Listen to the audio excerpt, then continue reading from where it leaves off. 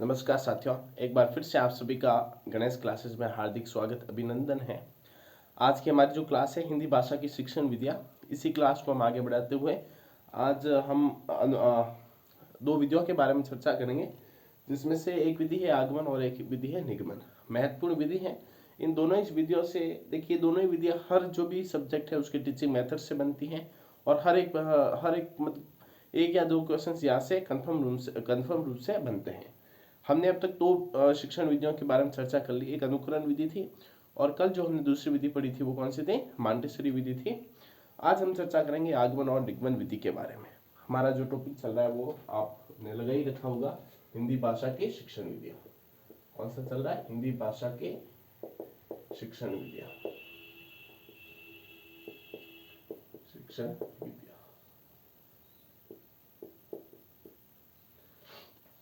देखिए साथियों, हिंदी भाषा की शिक्षण विद्याओं को ही आज हम आगे बढ़ाएंगे। कहा जाता है कि मंजिल क्या है, रास्ता क्या है, हौसला हो तो फासला क्या है। हौसला होना चाहिए कुछ करने का।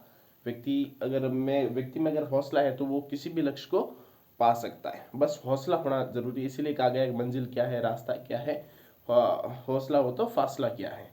वो फासला अगर हौसला हो तो आप में वो फासला होता है वो कम हो जाता है।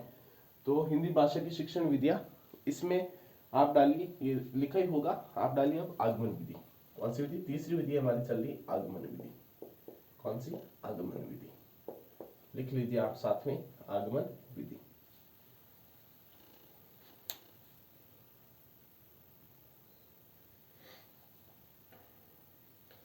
देखिए एक बार मैं पूर्ण रूप से बता दूं आपको, परिभाषा लिखवाऊंगा मैं आपको। आगमन विधि होती क्या है? मैंने बालक को, जैसे मैं गणित में पढ़ा रहा हूँ प्रतिशत, क्या पढ़ा रहा हूँ? प्रतिशत। मैंने प्रतिशत के प्रश्न को बिना किसी नियम के, बिना किसी सूत्र के हल कर दिया। बिना किसी सूत्र के उस प्रश्न को मैंने किया और उस प्रश्न को करने के बाद मैंने क्या निकाला? नियम निकाला। इस प्रकार का प्रश्न आया तो हमें इस नियम के साथ करना है। तो यही क्या है? आगमन विधि है। कह सकते हैं कि आगमन विधि किसकी उदाहरण से नियम की तरफ बढ़ती है। पहले हम बालक के समक्ष उदाहरण एग्जाम्पल देंगे, उदाहरण रखेंगे और उसके द्वारा हम नियम का प्रतिपादन करेंगे। यही क्या है? आगमन विधि है। बिल्कुल सिंपल है। आगमन विधि में हम उदाहरण से नियम की तरफ बढ़ते हैं। बालक को पहले उदाहरण बताते हैं। प्रतिशत पढ़ाने से पहले ऐसे प्रतिशत का जो भी ब्याज वगैरह निकालने का सूत्र बालक को दे दिया, ऐसे नहीं। पहले सब सवाल को सोल्व करेंगे और फिर उसके आधार पर हम सूत्र निकालेंगे। ये कौन सी विधि है? आगमन विधि। आगमन विधि की ठीक विपरीत विधि होती है निगमन विधि।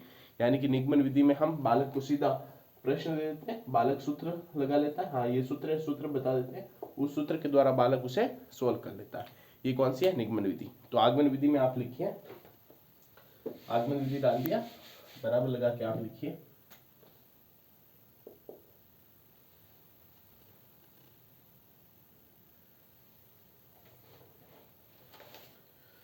आगमन विधि में आप लिखिए कि जब शिक्षण कार्य के समय शिक्षक एवं शिक्षार्थी समान रूप से कार्य करते हुए सीखने सिखाने का प्रयास करते हैं, तो वह अपने आप में आगमन विधि होती है। आगमन विधि में क्या होता है? जैसे कोई एक परसेंटेज का सवाल है तो अध्यापक बालक को पूछ पूछ के, हाँ ये चीज ये है तो ये या ऐसे बनेगा, इस प्रकार से हर एक चीज अध्यापक बालक से पूछता है। यानी कि सीखने सिखाने की प्रक्रिया में दोनों ही अध्यापक और बालक क्या रहते हैं? एक्टिव रहते हैं।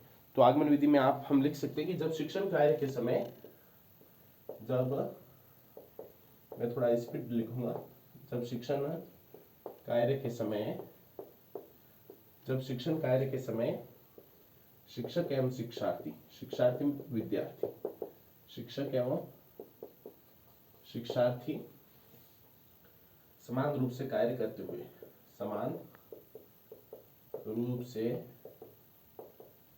कार्य करते हुए सीखने सिखाने का प्रयास, सीखने सिखाने का प्रयास करते हैं, तो वह अपने आप में कौन सी विधि होती है? अपने आप में आगमन विधि होती है।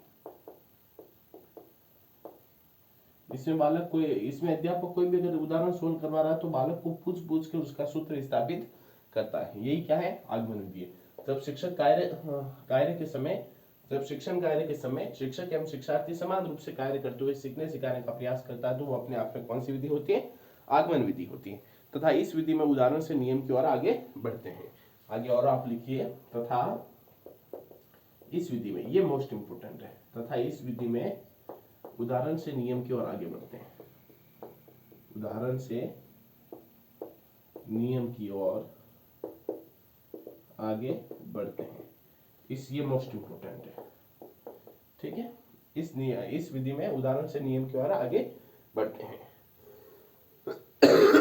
अब हर विधि के कुछ शिक्षण सूत्र है। शिक्षण सूत्र मतलब वो विधि किस तरह आगे बढ़ती है, वो विधि किस तरह काम करती है, उस विधि की विशेषता क्या है, उसके बारे में चर्चा करेंगे।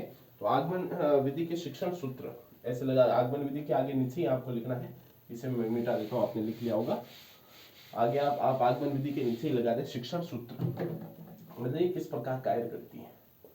शिक्षण सूत्र, ठीक है, मार्गदर्शक का कार्य करते हैं।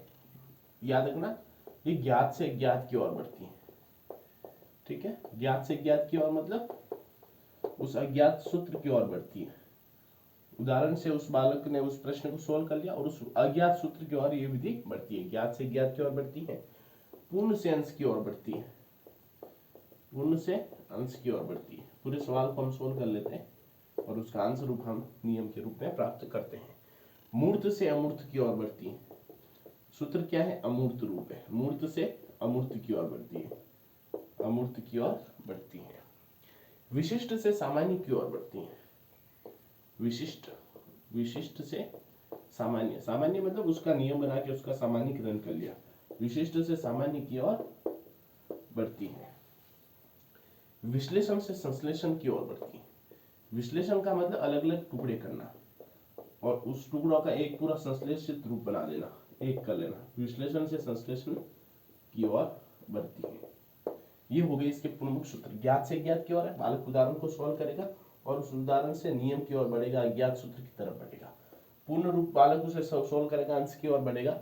मूर्त से अमूर्त की ओर बढ़ेगा, बालक उस सवाल को सोल्व करेगा और अमूर्त उस नियम को प्राप्त करेगा। विशिष्ट से सामान्य की ओर बढ़ती है और विश्लेषण से संश्लेषण, विश्लेषण मतलब टुकड़े करना और संश्लेषण का मतलब एक करना। तो विश्लेषण से संश्लेषण की ओर ये विधि बढ़ती है। अब इसके कुछ गुण है और कुछ इसके दोष है, ये लिख लीजिए आप। शिक्षण सूत्र लगा के आगमन विधि के नीचे लिख लीजिए। अब आप लिखिए इसके कुछ गुण और कुछ दोष। हर विधि के गुण है और उसके गुण होने के साथ साथ दोष भी है।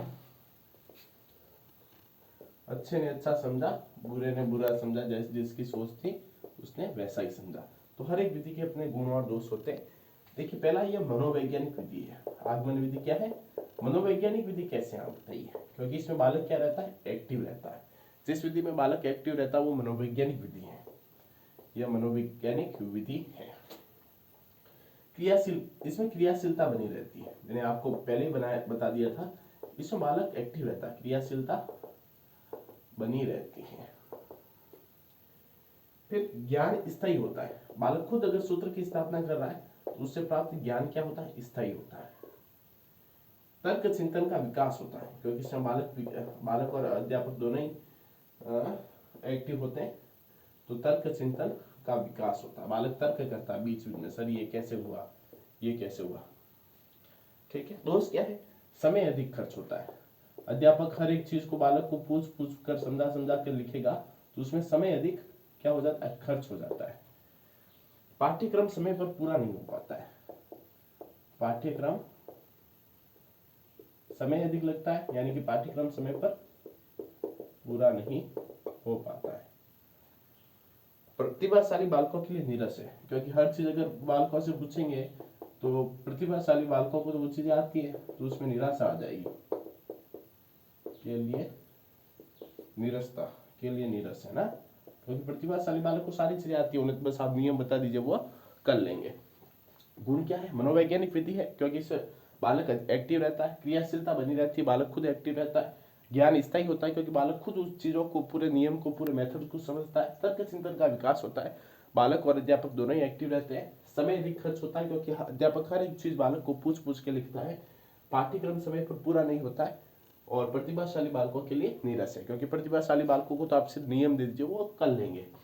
तो इस प्रकार प्रतिभाशाली बालकों के लिए नीरस है। ये होगी हमारी कौन सी विधि, आगमन विधि। यहाँ से प्रश्न बनता कैसा है, इसके गुण दोष से बन सकता है और ये बन सकता है कि आगमन विधि बढ़ती है नियम से उदाहरण की ओर या उदाहरण से नियम की ओर।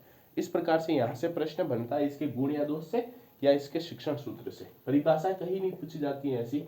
इसके शिक्षण सूत्र आपको याद रखने, इसके गुण और दोष आपको याद रखने।